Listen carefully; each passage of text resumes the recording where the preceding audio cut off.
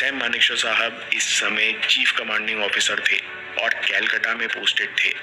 एक दिन उनको सूचना दी गई कि उनके ऑफिस से घड़ी चोरी हो गई है। ये घड़ी बहुत कीमती थी क्योंकि ये भारत के प्रेसिडेंट ने गिफ्ट की थी।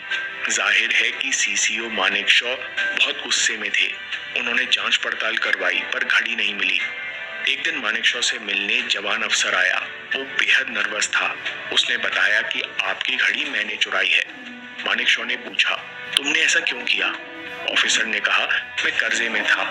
मानेकशॉ ने गहरी सांस भरी और कहा, ठीक है, लेकिन तुमको मुझे बताना चाहिए था। मैं तुम्हारी मदद कर सकता था। जवान ऑफिसर ने कहा, मैं जुए की वजह से कर्जे में था। अगर आपको पता चल जाता तो आप मुझे खुद सजा देते, इसलिए मेरी हिम्मत नहीं हुई। मानेकशॉ साहब ने कहा, तुम मेरे पास आते तो मैं तुम्हारी मदद ही करता, लेकिन अब तुमको अपने किए की सजा भुगतनी होगी। इसके बाद मानेकशॉ साहब ने कोर्ट मार्शल का आदेश दिया।